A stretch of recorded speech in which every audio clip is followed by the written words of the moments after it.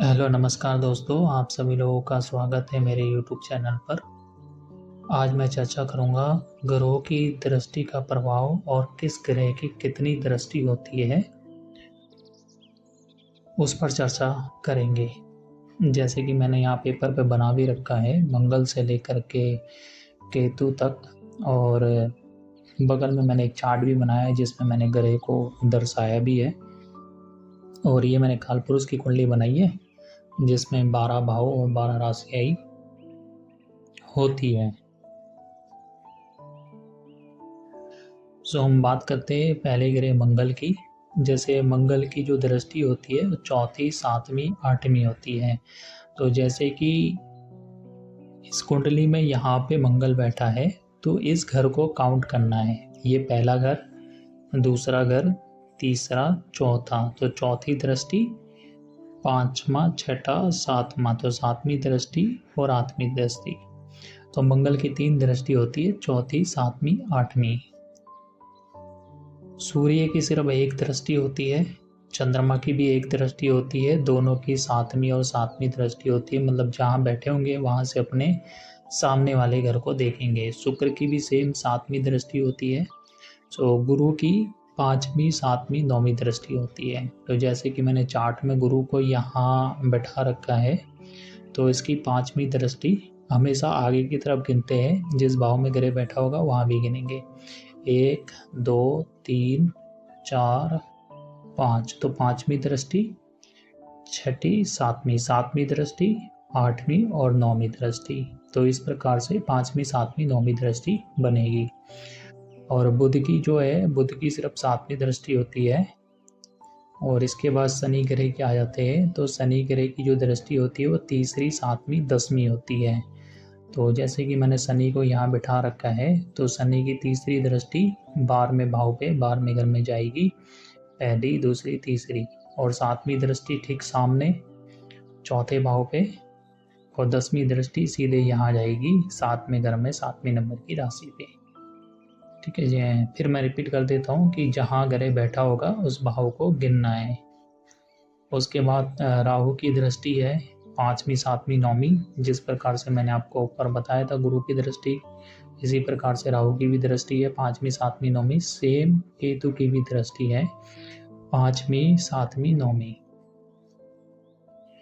अब मैं थोड़ा सा बता देता हूँ आपको कि ग्रहों की दृष्टि का जो नॉर्मल प्रभाव है मोटे तौर पे वो कैसा होता है। बाकी तो डिपेंड करता है कि कुंडली में ग्रह की स्थिति क्या है, और कुंडली में वो योग कारक है या मारक है, तो इसके ऊपर भी डिपेंड करता है। लेकिन मैं भी नॉर्मली जो है वो दृष्टि ग्रहों के स्वभाव के हिसाब से मैं आपको बता देता हूँ।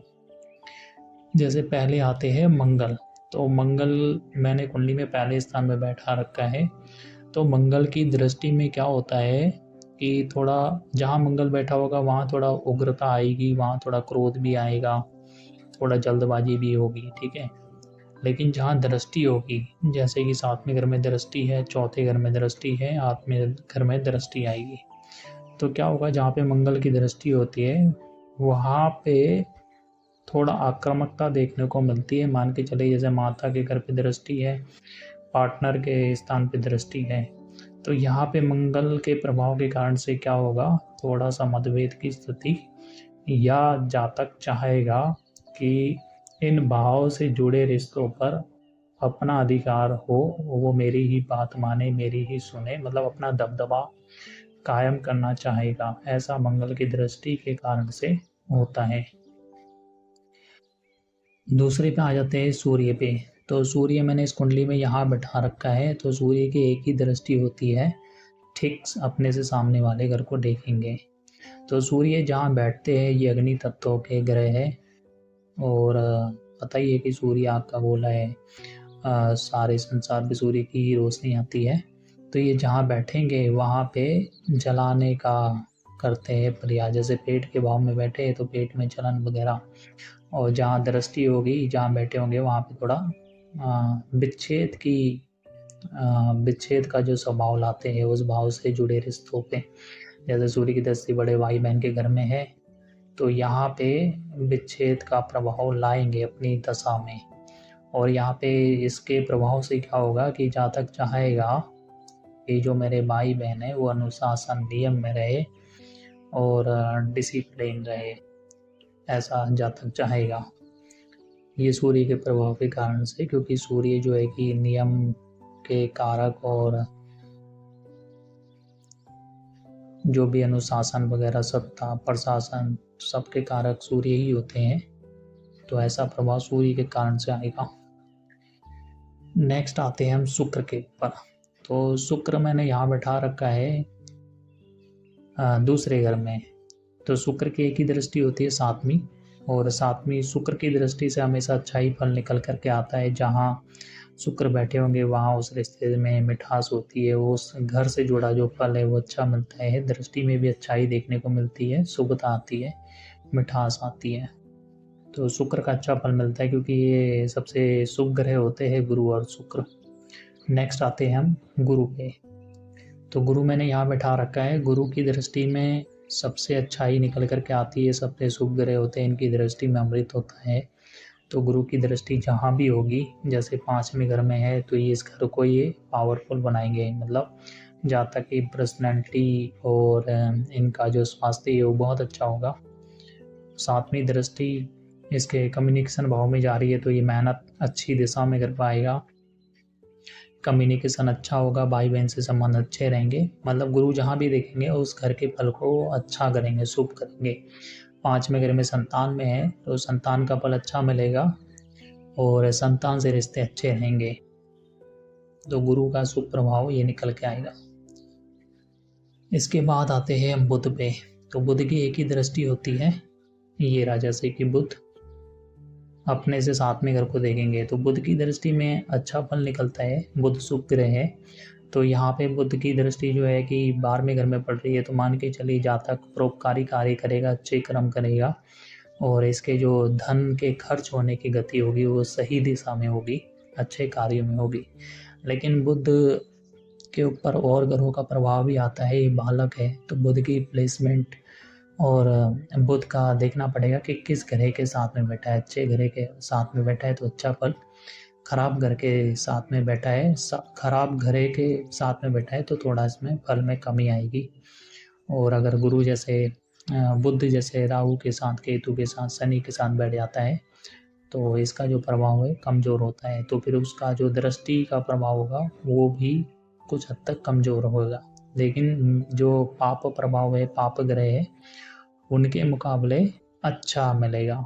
तो बुध को नॉर्मली अच्छा ही मानना है। इसके बाद आते हैं हम शनि। और बुध ग्रह की जहाँ दृष्टि पड़ेगी वहाँ उस रिश्ते से भी अच्छा संबंध रहेगा। शनि पे आ जाते हैं।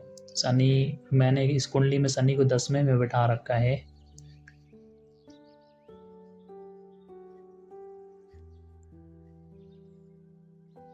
तो जो शनि है, शनि की दृष्टि में विच्छेद होता है, अलगाव, सेपरेशन शनि देते हैं। जहाँ भी इनकी दृष्टि पड़ेगी, जैसे माता के स्थान में पड़ रही है तो माता से अनबन, माता से विच्छेद, मन मिटाओ या माता की स्वास्थ्य सुख में कमी, ऐसा रहेगा। 12वें घर में दृष्टि है तो यहाँ भी जो है कि दिक्कत आएगी धन को लेकर के। धन के जो खर्च होंगे वो सही दिशा में ना होकर के खराब दिशा में होंगे। और शनि की दृष्टि 7वीं पड़ रही विवाह स्थान में तो यहाँ पे पार्टनर के साथ भी मन मिटाओ या सेपरेशन की स्थिति उत्पन्न करेंगे, खास करके अपनी दशा में। तो शनि का मान के चलना, जहाँ भी इनकी दृष्टि होगी वहाँ ये विच्छेद, खराब प्रभाव लाएंगे। हालांकि भौतिक सुख सुविधा दे देते हैं, लेकिन भौतिक सुख सुविधा का जो जातक खुद उनको भोग नहीं कर पाता। ये चीज़ें मिल जाती है, चीज़ें जुड़ जाती है, लेकिन उस अपने से वो भोग नहीं कर पाता, उनका कहीं ना कहीं दिक्कत बनती है उसमें भी। अब मैंने शायद चंद्रमा का प्रभाव नहीं बताया, लेकिन चंद्रमा का मैं बता देता हूँ। चंद्रमा की एक ही दृष्टि होती है, 7वीं दृष्टि। जैसे चंद्रमा यहाँ बैठे हैं तो 7वीं दृष्टि। चंद्रमा वैसे मूल स्वभाव से शुभ होते हैं, इनकी दृष्टि भी अच्छी होती है, लेकिन डिपेंड करेगा कि चंद्रमा पक्ष बल से कितना मजबूत है। क्योंकि इसकी जो स्ट्रेंथ देखी जाती है वो पक्ष बल से देखी जाती है। और पक्ष बल में क्या होता है, जैसे शुक्ल पक्ष के सप्तमी तिथि से लेकर के कृष्ण पक्ष की सप्तमी तिथि तक चंद्रमा जो है कि मजबूत माना जाता है। इसको ऐसे समझ सकते हैं कि चंद्रमा के आगे पीछे सूर्य नहीं होना चाहिए, 3 घर आगे पीछे सूर्य नहीं होना चाहिए। जैसे चंद्रमा यहाँ पे है तो सूर्य इस भाव में इस भाव तक नहीं होना चाहिए, यहाँ पे होना चाहिए इन 5 घर में। तो चंद्रमा की जो स्ट्रेंथ है वो मजबूत निकल करके आएगी। और चंद्रमा पे जितने अच्छे ग्रहों का प्रभाव होगा, जैसे शुक्र का, गुरु का, बुध का, तो यहाँ पे जो है कि चंद्रमा अच्छा प्रभाव करेंगे। लेकिन जो मैंने कुंडली बनाई है इसमें चंद्रमा कमज़ोर बन रहा है, चंद्रमा पे शनि की दृष्टि है, चंद्रमा पक्ष बल से कमज़ोर हो गया है, तो यहाँ पे चंद्रमा कमज़ोर फल करेगा, तो इसकी दृष्टि भी जो है वो कमज़ोर हो जाएगी। तो इसलिए चंद्रमा को देखना है पक्ष के बल से कितना मजबूत है, कितना कमज़ोर है। और वैसे जो चंद्रमा मूलतः शुभ ग्रह होते हैं, दृष्टि भी इनकी जो है कि अच्छा वर्क करती है, फ़ायदा देती है। अब आ जाते हैं हम राहु केतु पर। तो राहु को मैंने यहाँ बैठा रखा है 11वें भाव में। राहु की दृष्टि में भी विच्छेद होता है, अलगाव, सेपरेशन। जहाँ ये देखेंगे उस भाव के रिश्ते में दिक्कत करेंगे, कन्फ्यूजन्स देंगे, भ्रम की स्थिति बनाए रखेंगे और उतार चढ़ाव देते हैं। जहाँ पे दृष्टि होगी उस भाव से जो भी हमारे बॉडी में पार्ट्स होते हैं तो उसमें भी दिक्कत आती है, कहीं ना कहीं स्वास्थ्य में कमी आती है। तो राहु की दृष्टि में जो है कि फल अच्छा नहीं आता है, यहाँ पे सेपरेटिक टेंडेंसी रहती है राहु के केस में। वहाँ राहु जहाँ बैठे होते हैं वहाँ उस भाव को वो अच्छा जरूर कर देते हैं। जैसे लाभ स्थान में बैठे हैं तो यहाँ पे लाभ की संभावना बनेगी, लाभ देंगे राहु, ये चीज़ है। और राहु के केस में ये भी ध्यान रखना है कि ये किस ग्रह की राशि में बैठे हुए हैं और उस राशि का मालिक कैसी अवस्था में है, वो मजबूत है या कमज़ोर है, या इस राहु के ऊपर से कोई शुभ ग्रह की दृष्टि पड़ रही है या नहीं पड़ रही है। तो अगर राहु की राशि का मालिक मजबूत होगा, शुभ प्रभाव में होगा, तो इसके जो खराब प्रभाव है उसमें कमी आ जाएगी। राहु की भी 3 दृष्टि होती है, 5वीं, 7वीं और 9वीं दृष्टि। मतलब 5वीं दृष्टि जाएगी तीसरे पे, 7वीं जाएगी 5वें पे और 9वीं दृष्टि यहाँ पे आएगी इसके पार्टनर स्थान पे। सेम केतु के केस में भी आ जाते हैं। केतु की भी जो है कि 3 दृष्टि होती है, 5वीं, 7वीं, 9वीं दृष्टि होती है। सॉरी, मैंने इसको 10वीं कर दिया है, ये यहाँ पे 9वीं दृष्टि आएगी।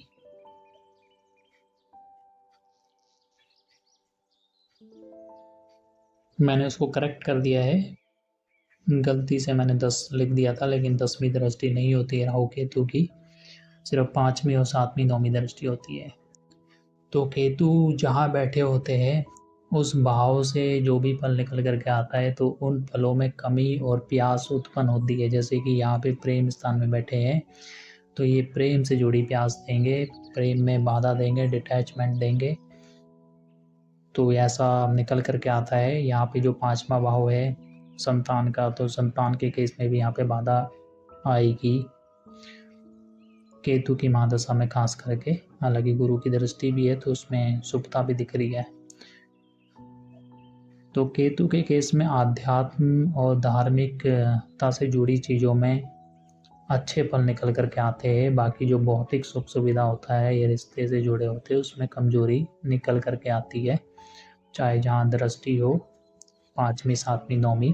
तो बस ऐसे ही समझना है मोटे तौर पे कि आध्यात्मिक और धार्मिक कार्यों में अच्छे बनेंगे, भौतिक सुख सुविधा के मामले में केतु कमजोर रहेंगे।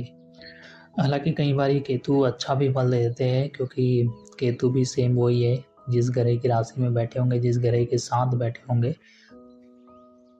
वहाँ से वो फल उठाते हैं। जैसे इस काल पुरुष की कुंडली में मैंने सूर्य को केतु के साथ दिखाया हुआ है, तो यहाँ पे केतु जो है सूर्य के फल को काफ़ी गुना बढ़ा रहे हैं। तो इससे कह सकते हैं कि जहाँ तक अगर गवर्नमेंट जॉब में जाए तो इसको बहुत अच्छी सफलता मिलने के योग है, क्योंकि केतु ने वहाँ पे सूर्य के बल को बढ़ा दिया है।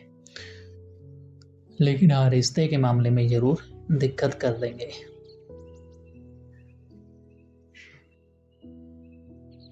तो दोस्तों, आप सभी लोगों का धन्यवाद। ये आज मैंने वीडियो बनाया ग्रहों की दृष्टि का प्रभाव को लेकर के, कि ग्रह की दृष्टि किस प्रकार से काम करती है, और जो ग्रहों का दृष्टि मूल स्वभाव, जो ग्रह का मूल स्वभाव होता है, उस हिसाब से उनकी दृष्टि का प्रभाव कैसा रहता है कुंडली के ऊपर या हमारे जीवन पर।